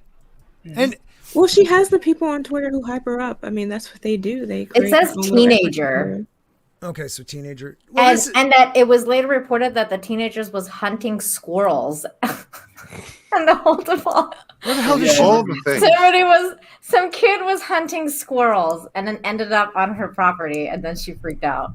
Does Alyssa identify as a squirrel? That could explain the danger. Good. Or did she hit a tree? Walton, are you going to be all right? Oh my God. All right. Well, Milano's done. This is a great show. I'm really putting in the best effort. Sorry, John. The best. 101%. I'm such a better guest than a host. Michael B. Jordan addresses if he might play Black Superman. Not just Superman, Black Superman. Is that the Black Falcon? It's not racist at all. No, it's not. And this has been something that's been brought up. That's what it would be, though. The Falcon thing still doesn't make sense to me. No one can explain that. Right. Why? There's one Falcon. You know what, though? Eric July does a good job of explaining it, which is that these people all think that they have to have white characters. For some reason, white characters are the only legitimate characters in comics, and that's why they need to have black characters become these white characters because... But wait a minute. Isn't that racist? It's kind of insulting that. Exactly. It's exactly that because they don't have any creativity of their own. And secondly, they don't think it's worth it to actually invest in the creation of really good black characters, either in comics or in film and television. And this has been the way it's for a while. Like, it didn't just start, but they just don't believe it'll work. It's just like with the Black Panther. I mean, that was a great movie. It was successful, but we see how they marketed it overseas, right? They wouldn't show his face. And we also saw that they were not prepared when it came to having toys available in merchandise. They didn't have any faith that even the Black Panther would sell. So it is racism, but I don't even know. It's almost stupid too, because it's affecting their bottom line. Like, if they could create these characters and make money, they don't want money. Yeah. It's not about making money. It's about sending a message. It's about pressing an ideology, and that's what's shame, because that impacts what could be a unifier. For what happened to coming together at the water cooler and talking about the Avengers film. Like, these are unifying events. These are unifying times when people can come together and talk about your favorite characters or new characters that are fun. And instead of getting that, we're getting messaging. Yeah, we're coming together to bitch about it instead. Right. Yeah, well, at least I met people. That's good. John, how do you feel? Not good for them. Yeah, right? Thanks, Dick. Do you have any thoughts on this before I get into the article, John? Other than I don't really care. Okay. No. I mean, I'm sorry. No, I mean, at this point, they're going to do whatever they're going to do. Whatever. Like I've said and thought before, it's like, make and create your own stuff. Stop putting your faith in people, structures, organizations, things that just are going to let you down at the end of the day. Like, you absolutely have no control whatsoever. So what's the point? They're going to run Hollywood into the ground. They already are doing that right now with all this woke garbage. So, that's not to say that I think Michael B. Jordan couldn't, that this couldn't be an interesting thing, but, if there's certainly room for a black Superman. I just don't know if that's going to be, I don't think that's playing Clark Kent, though. It's not Clark Kent, this character. Sure. This character is of Earth 23. I think McEnany was talking about that Calvin last night. Ellis. Well, have they picked which one they're going to go with, though? Because a lot of people online are rooting for Val-Zod, including myself, which to me makes a whole lot more sense than a character that wasn't even intended to have much of a story. Yeah. Yeah. Nick, what about you, buddy? I know you wanted to say something. It all really depends if he's open to play. Which Superman is he actually going to be playing? Like, is he going to be playing someone like, if he wants to play someone like Calvin Ellis? That's who he's brought up. So I don't think that's not a big deal at all. Or is it possible that he could play someone like the comic book character Icon? When he did the initial interview, because all of this, I think his connection to it goes back to that interview with Oprah a while back. And she was trying to ask him about, what character he would play. Would he play this character, that? And he brought up wanting to actually prefer to be a new character. Right. Like, he would, that's his mindset. And you can see in his work that that's what he focuses on, really good quality characters and stories. Right. And he brought up that if he were ever to do it, if he were to play a Black Superman, Calvin Ellis, I think, was the suggestion he made. Yep. But I don't think they've confirmed that yet. No, and I also like, so he's just being asked this. This is just something that keeps going on, and his responses are somebody who has an open mind, who is actually thoughtful about what he's saying. Yeah. So we're gonna read this and then get your guys' responses, because I love him as an actor. I think he's a great actor, but I'm more now respecting him as a man for he's diplomatic about it. So hold on one second. Here we go. Michael B. Jordan is once again speaking up about a possible role playing Black Superman. The actor has been rumored for the role for years now, but things have changed drastically now that Warner Brothers is actually moving forward with a Superman movie featuring a Black character. So how does Michael B. Jordan feel about taking on such a milestone role? In a new interview, that Creed star said that while he doesn't know what's happening with the Black Superman film, representation is an important... Oh, God, if I hear this fucking term one more time. Okay. Sorry. Nina's like, I'm going to blow my brains out. And be careful. Oh, I wouldn't want that. Representation is an important focus. Oh, I said it twice. What are you going to do about it? I love you, Nina. Focus. I'm so good at this. Focus in the industry right now. I know. I'm good. Oh, God, that'd be terrible. The industry right now, though there are various ways to accomplish this goal. While speaking with Cinepop, Michael B. Jordan had the following to say about that role. I don't know what is really going on with Black Superman in particular, but everybody wants and desires to see Black leads in heroic roles is really important. Representation is important. Oh, my God. There's so many. Be careful. You are playing around here with a life. I don't want to live without you. I don't. Okay. Representation is important. Damn it. I did it again. Oh my God. Stop. There's so many opportunities with different IPs, different properties, different characters that never got the light of day. And there are certain ones that should just be where they are. So let's just see how things shake out. I mean, well said. Yep. Even though he looks dope right there. That's his mindset. I don't know. I don't think that's well said at all, Jayne. Why? Sorry. All right, we'll go with you first, Nina, and then Jayne will destroy you. What's up? I'm not down with all this weird Black representation, or that people need representation and blah blah blah. Like, I'm sorry, I don't agree. I disagree with this whole representation thing. Here's the thing: most people think that Superman and Captain America and all these people, just like Eric July says, they are predominantly white characters. Make your own characters. The Falcon was a Black character, okay? Yes. It was a Black character that they decided to make, like, turn into a white character. Basically, that they have this bar set for themselves that they're invalid unless they become these predominantly white characters, and that is not true. That's what Jayne and I have discussed this before, where we say representation matters, but representation matters if you're making your own characters, not like going and being like, oh, we're gonna have a Black Superman now, who most people think and see as Clark Kent. Okay, Clark Kent is Superman for most people. Right, not these other people. It also depends on what they mean by representation as well. Like, are you representing an ideology? Are you representing a skin color? Are you representing all of group A, B, C, or X, Y, Z? I don't think it's that. I think what it is sort of twofold. The switching of the race swapping thing that they're doing is leftist Hollywood thinking. Right.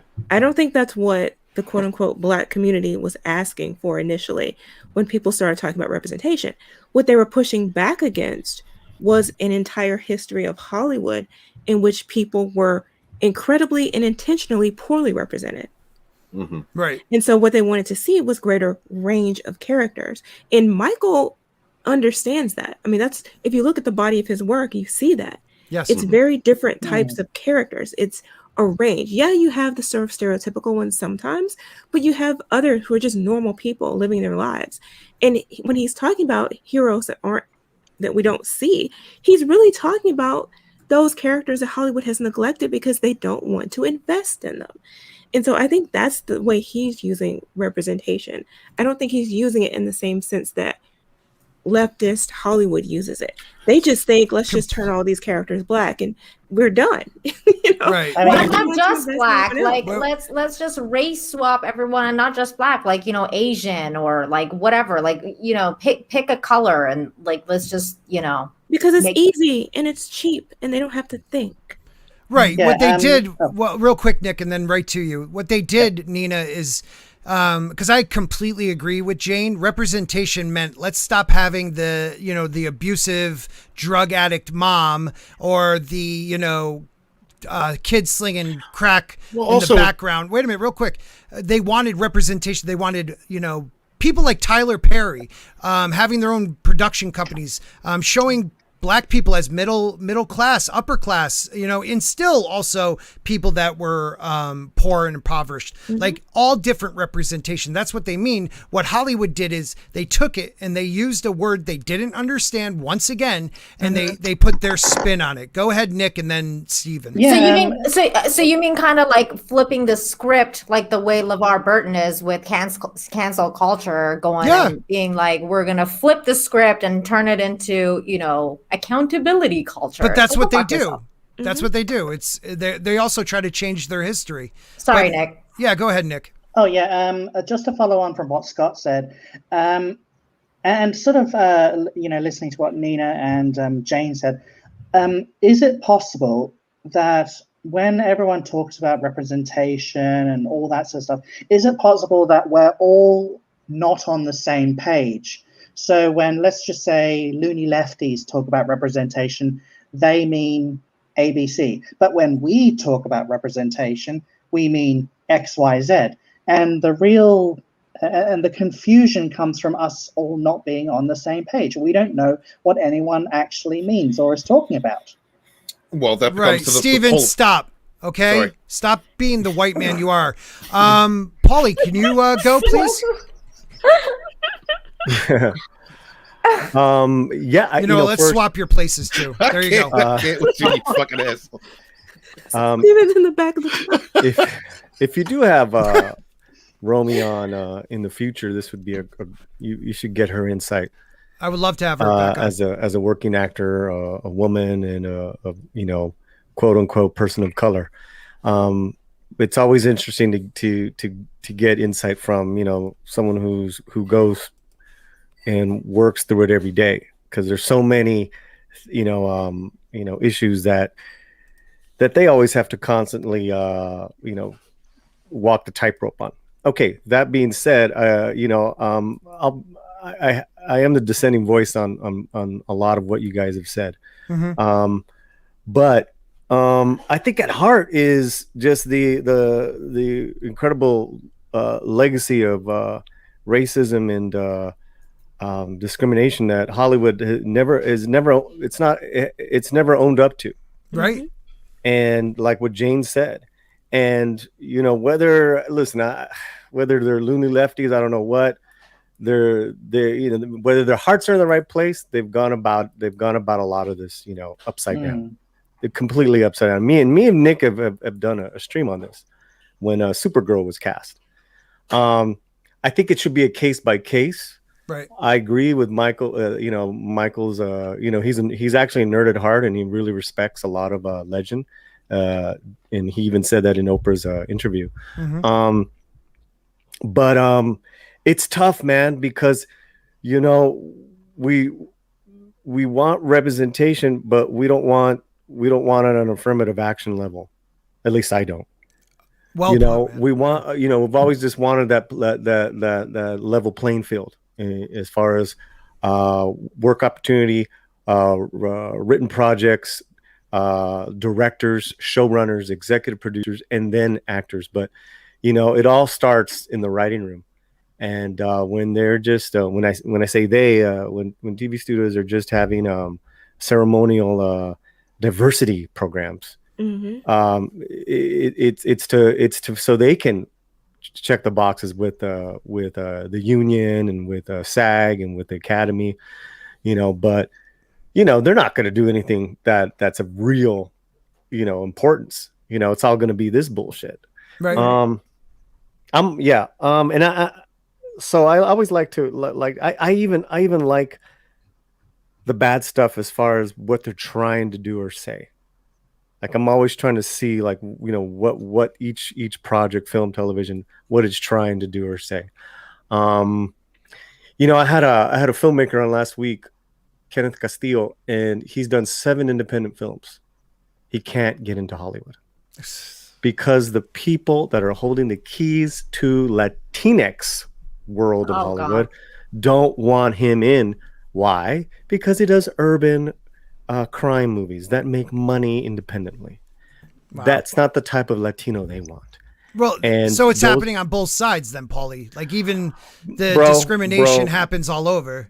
Right, because and people in the chat are right on point, because Hollywood gets their souveniristic Latino or African American that runs a program.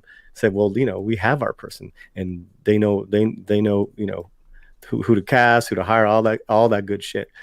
And oh man, the stories he's told me that when we were off camera, because we had a really good 2-hour talk, it's just unreal. Right. So that's I think that's as far as my first swipe at what you guys were saying. No, I respect that, man. I'm one of those idiots that liked and loved certain elements of the Falcon and the Winter Soldier.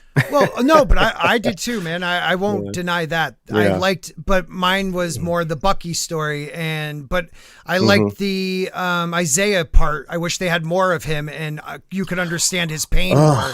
There's a lot of heart. Yeah, fantastic actor. Yeah. Fantastic actor. And there was a lot of heartbreak and what he represented, and it reminded me of. And I've been talking about this all week, of Hero Street USA.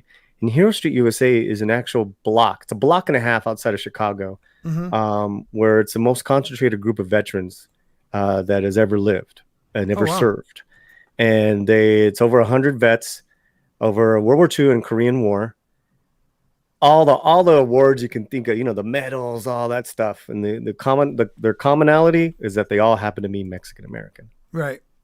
And it's like the shit that they went through afterwards. I was like, oh shit, man. I was really feeling what Isaiah was saying. Right. It's that complicated duality of, I'm patriotic, but I also got major problems. Right. So I appreciated that. It just fell on its ass with all those horrible speeches. Right. Well, it's more nuanced than they do better. There's more to it than that. So yeah. I appreciate that, Paulie. Let me just get these super chats because I don't get a lot and I got to show respect. Valiant Renegade, thank you so much. $4.99. He'll be on the show Saturday. Problem is that Michael B. Jordan plays himself, Sam character in every role. Don't want to see Creed Killmonger as Superman. I disagree with that. I've seen him play different roles. He plays a lot of the times a very average guy, but he could also play like the Killmonger, or he actually was one of the only good things in that Fantastic Four. If that's just a shit show in itself. So thank you for that. And also Matt G with a super sticker. Where are you, Matt G? I love seeing him here. He has been a supporter since the beginning. Oh my God, it's Matt G. Oh my God, Matt G. Doomacorn. Thank you. Wow, I'm used to Makini saying that. You really rock, guys. Thank you, everybody. John Talks, Mr. Talks. What do you, do you have any insight, deep thoughts onto this one? Well, I think you asked me that before, but he's trying to get a different answer. Different answer. He did ask you that before. You want the answer. So I get it. You just want me to say what you want me to say, right? Not like my real thoughts. Yeah, you figured out. I understand. Okay, now I got it. Yeah, pretty much everything you said, Scott. I agree with. Somebody clip that, please. So insightful. Yeah, right.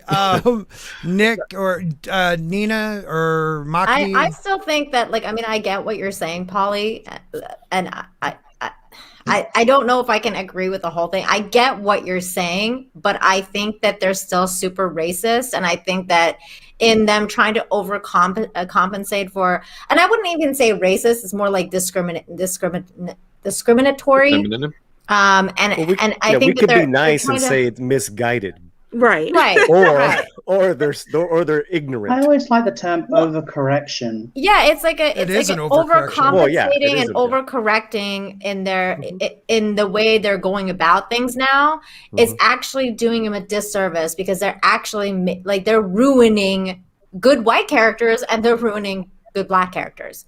So I disagree with the idea that they are caring at all. I think I don't think they care either. it's okay. We need to throw some black people on the screen. How can we do that? What's the quickest way possible? Okay, we have Superman. Let's just make him black. Be done. People with it. like Superman. Let's make him But black. see, you have though, and this is the point I was making with the Time Prophet. Val Zod is actually his own character. He makes as much sense as all the other super people from all the other Kryptonians. And it makes sense how you might incorporate him into the story. But you would have to market him as himself. You wouldn't market him as Black Superman. No. And they just can't bring themselves to do it. Like they refuse. And it would be too much work, and it would be too ridiculous to change the legend of Clark Kent. You know, that's just absurd, right? But you know what? It's been absurd lately. So, you know, look out. They don't care. But that's why I say I think it's, like, since, I hear you, Nina. It's just, case by case. I always like to give these creators a benefit of the doubt. I don't know why. I mean, I do too. I have a fool's hope. I watched all of the Falcon and the Winter Soldier. I knew it was going to be woke, but I still watched it. I gave it a chance, and then it just, went from okay to worse and just worse and worse. And then they didn't. I don't know. The more I think about it, the more I get mad at it too, because I actually feel like they ruined Bucky's character. I don't even think that they did him any service. Like they didn't do him any favors at all from the movies. Well, really, if you think about it, at the beginning of the show, where really, Sam was given the shield at the end of Endgame to become the next Captain America. And by the end of the Falcon and the Winter Soldier, he has the shield to become Captain. There was no super growth. I understand what journey they wanted to take us on. I felt like they missed it. They could have done it a lot better. What Paulie was going to, I agree with you on a lot of that. What it is, it's almost like Hollywood, the upper echelon, the people that actually make decisions, don't care what color you are. Don't care. They just say, what will fix this? Throw money at it. Insert race, gender here, and let's just get on with it because I don't want to hear any more noise. Instead of saying someone like Tyler Perry, who opened up, worked his ass off, did his shows on stage that my friends used to pass around VHS tapes. Those plays. Yeah, dude, we used to watch those. Yeah, I've been watching Medea for I don't even know how long. My friend once gave me the videotape. I laughed my ass off forever. He went from that to creating an empire, and all he wants to do is support other black entertainers, and not just black, but he wants to show, the average person that black people are middle class. Black people have marital problems. Black people have great marriages. They're not just insert stereotype here. And I think that's what Michael B. Jordan's also trying to say. Let's stop just trying to blackwash a character and let's use the characters that, if we're going with canon, let's take those characters and let's find ones like a Luke Cage, like a Black Lightning, and let's make our own movies and shows about those characters because they're interesting just because they don't have the name. I mean, look at the Guardians of the Galaxy. How many people outside of comic book fans really knew who they were? It all takes good writers, good direction, and great actors to pull it off. And I think that's what he's trying to say. Just let's do a good job, not just blackwash it. But they have to have a willingness to actually take a risk too, and they just consistently haven't. They feel like it's safer it's safer to stereotype and it's safer to race swap because that's something that they've been able to get away with. And they don't believe that if they really put the money in, they put the time in, and they developed a really good character, and that character happened to be Black, they don't believe that they would actually get financial support for it. No, never mind the fact that the entire fandom is asking for anything new. I mean, we're sick of the same old stuff we've always seen. How many more times are they going to reboot Superman? Honestly, right? Or Batman, for that matter. Or Batman. Can we get the Henry Cavill sequel? Yeah, that was supposed to be coming out forever. Right, or the Ben Affleck, Batman movie. Yeah. Even Ben's sick of that though. Like he's over it. Well, Why can't they just do he was also something dealing with else? some personal issues. Kind of messed up the timeline for him. But it also, I mean, they milk these characters for every bit they can, and it does wear on the actors who have to play them for a decade or more. All because they won't give us anything else. I don't know why. Talking about Tyler Perry, and those filmmakers that end up kind of like staying out of the Hollywood domes and the circles. Really, those are the ones who kind of create their own little industries and put people to work, have great stories, have people of different backgrounds in their movies. Those are the ones that we should be supporting. Whether it's Rodriguez and El Rey, the TV network, and all the things that he's doing with it, that is like another offshoot of what Tyler's doing. He's doing that with Troublemaker Studios, and really, and I forgot what stream I was on, but it was last night because we were breaking down Dusk Till Dawn, and I said, movie. I'd love to get John's opinion on this. How is Rodriguez gonna be Rodriguez with the Book of Boba Fett?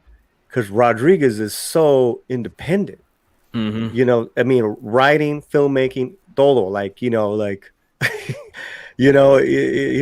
last major thing he did was Alita with another Maverick, James Cameron. Right. These guys walk. These are men. Lack of a better word. I'm saying. No disrespect. But these are men that walk. They walk to the beat of their own drum, man. Right. So I would, because I'm like, how the F is that going to work? Is the book? They're going to pay him, and they're going to pay him pretty good. And you think it's that simple? I think it's that simple. I mean, he already has a lot of money. Yeah, I mean, I'm sure it's probably a pretty good payday. I mean, or he is just that. Because I think filmmakers at some point, think about him working with James Cameron, who is a powerful personality in himself. Right. So, I'm sure there was some concessions made because James he's putting up the money for the movie. He's producing it. And so there is that give and take between, it's like, yeah, I want you to direct my movie, but I'm going to have some input and insights myself, things I'd like. And so what I've heard from Cameron, is that they kind of did it seems like he did give Rodriguez the reins to kind of do as he wanted. And I think he had a few recommendations. So I don't know. We'll see. Well, and it seems, John, that Rodriguez has that history. Tarantino, Frank Miller, Cameron, now Favreau, that he can, work really well with other Mavericks. But we're talking the beast of Disney. That's a different animal. Yep. So I'm just like, how is that gonna be? I'm just praying that it's Rodriguez, a Rodriguez Boba Fett. Yeah, that'll be freaking awesome to get.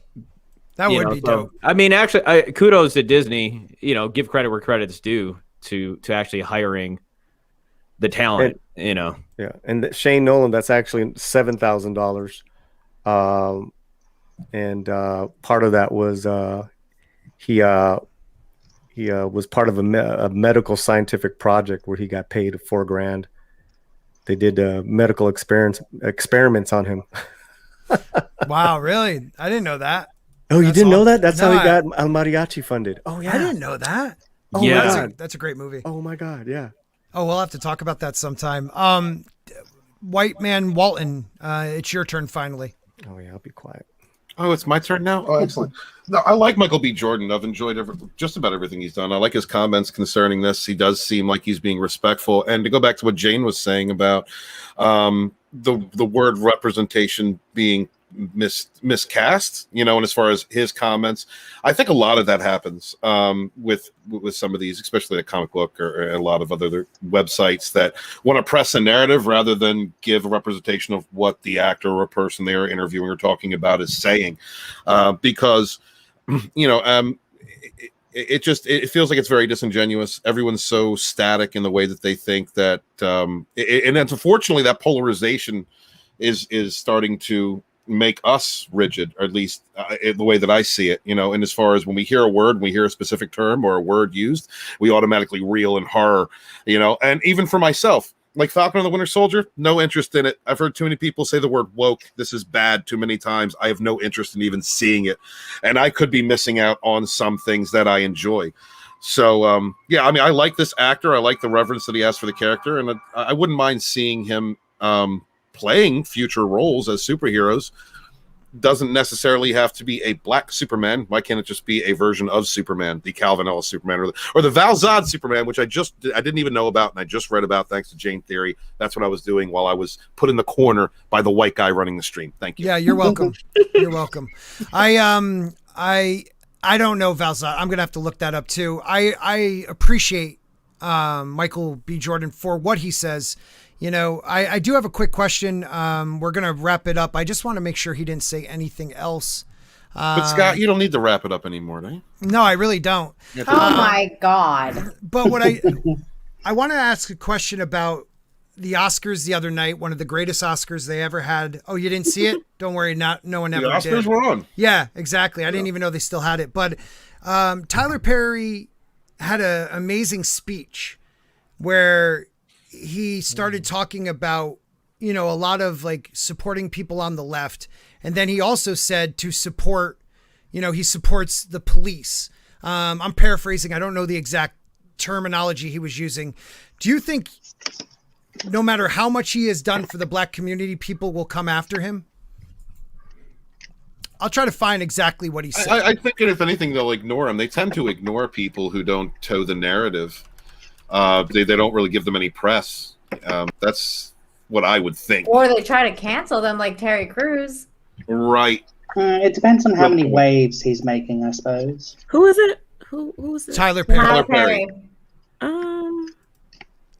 Here we It go. depends on what he said. Well, this is what he said. He's a positive force as far as I've ever seen. Yeah, I actually heard his speech, and that was the one part where I actually tuned into the Oscars. And right. I've got, he seems like a really good guy. Yeah. Well, I'm going to read what he said, John, and then I'd like to hear what you think, actually. It is my hope that all of us will teach our kids, and not only to remember, just refuse hate. Don't hate anybody. I refuse to hate someone because they are Mexican, or because they are black or white or LGBTQ. I refuse to hate someone because they are a police officer. I refuse to hate someone because they are Asian. I would hope that we would refuse hate. And then he went on to dedicate his award. Anyone who wants to stand in the middle, no matter what's around the walls, that's where conversations happen. That's where change happens. It happens in the middle. See, I completely disagree with him. Really? Yeah. Okay, why? Because I think there's nothing wrong with hating people. I don't think there's. Oh my God. You know what? I don't think there's anything wrong with it. You know I what? think you should be able to hate whoever you want. I fucking hate Fauci. I don't think there's anything wrong with me hating that bastard. I love you, Nina. I think Nina has a point, though. I mean, look, people like what he said because it's all flowery, but at the end of the day, it's still virtue signaling unless he's actually doing something to promote that in his actual day-to-day life. Well, So he is filming it. he- He's working in Atlanta still. Well, I mean, okay. I mean, But I what don't think you is- have to love anybody, put it that way. But But is he doing? He has a lot of wealth, right? So is he creating things in the community that bring the community and the police together, or that bring different races together? Like, what is he doing to reflect it, or is he just standing on a stage talking? Well, like I mean, Jayne, like yeah, he has his own studio and he employs a lot of people and blah blah blah. So he does do stuff for the community in that sense. But I just don't agree Blah, with the blah, message. blah. He puts I just people don't to agree with work. the message. I think you should have the right to hate Nina, whoever he you puts want. people to work. He puts Blah, people blah, to work. He Blah does. blah I blah don't blah disagree. blah. He's You know great. what they do. Empires He's great. He's great. But listen, the message, this whole He feeds hippie families. He love, helps like feed families. Yeah, he whatever. helps communities. He actually walks the whatever. walk. That's Well, fine. Nina, I get what you're saying, but I don't think he's talking in a broader sense than picking out one person you hate. He's saying in a broader sense, do not judge all police by one action. Don't judge all Asians by one person you met. I think that's what he's saying. Refuse to hate like as a group. Refuse to hate people just because they are this. Don't be racist. Pretty much, you know, and I think that's really what he's getting at, Nina. I know, because I know what he's I getting hate at. people. But how many people have said that and have been criticized for virtue signaling? So That's what why makes I'm that asking. statement different. Well, that's It's what the I'm same asking. thing. I'm asking because you he got ladies are right. complaints. Well, he got real quick, Steven. He got complaints like right off the rip for the police adding police officers in there because they felt everything else was okay, but when he said police officers, there were actually like jeers in whatever that audience was. Go ahead. Well, he Walton. wasn't going along with the narrative. First off, Nina's absolutely right. You have the right to hate, dislike, like whoever the hell you want. You have the right to your own opinion. And Jayne's also right. We've heard a lot of disingenuous fluff come from a lot of these people in Hollywood. But what I did like to hear was he could have gone up there and talked to. He could have went up there and spewed a bunch of woke nonsense, which is a lot of what we get. He didn't do that. So even if he was just making a statement that doesn't have any real backing to it as far as his actions go, at least he was one of the people up there that was saying, hey, let's not be racist. But Let's if he not had hate left people out, this way. if he had left out the police part, though, Right. it would still have been perceived as It would have being woke sounded nonsense. I agree. Sure. Yep. I agree. I think that was and that's what I'm almost asking you to look from the Hollywood side of it. Like that was a big thing for him to add the police officers after like the couple weeks and months we've had with the whole narrative that police officers are out there to kill, you know, just out there as a Gestapo group. And Shellback already said they're after him. You know, they're calling him a I hate Wow. this word. I hate Well, this that's word, because but- they're so against racism and labels and toxicity. Yeah, just like they went after Terry Crews. They called him a coon and like a Right. self-hating black and like all this Yeah, shit. I can't be These doing are with that shit. also two people who a lot I of hate it when people- I use the word coon. These are also the people that a lot of black people Reminds me had of the issues with cheese. before they made those statements. Like in Tyler Perry's case, Yeah. one of the issues people have had with him is how he portrays black women in his stories. So you've always had this tension between the black community and Tyler Perry. I had never heard that, Jayne. Why is Yeah, that? me either. Yeah, Yes. No, because y'all don't hang out on been a Black thing. Twitter. Enlighten So It's the me. same it's- thing I said with Castillo's No, it's- movies. Yeah, tell him, Jayne. Because it's stereotypical. He Yeah. typically does this very weird thing, especially with like darker skinned black women. Mhm. They're always angry. They're always bitter. They're always the ones left behind. They're always the ones Bitchy. stressed out. Yeah. It's sickening. And if they're lighter skinned or closer to white, then they're the princess. They're Janet the ones that are Jackson. Oh my innocent, God, they're you're the right. Really? ones Are you- preference. Yeah, in fact, Anything he does. in fact, it was that was one of the big points that when Aaron McGruder, the creator of the Boondocks, when he mocked Tyler Perry, he was mocking I him love that on that episode. on that one aspect of the way how he treats black characters. How So very what similar you're to saying, him. And just to play devil's advocate, Nina, I hate that episode. I fucking love that episode. Well- That's so good. Makani and Jayne. What he's a shadist.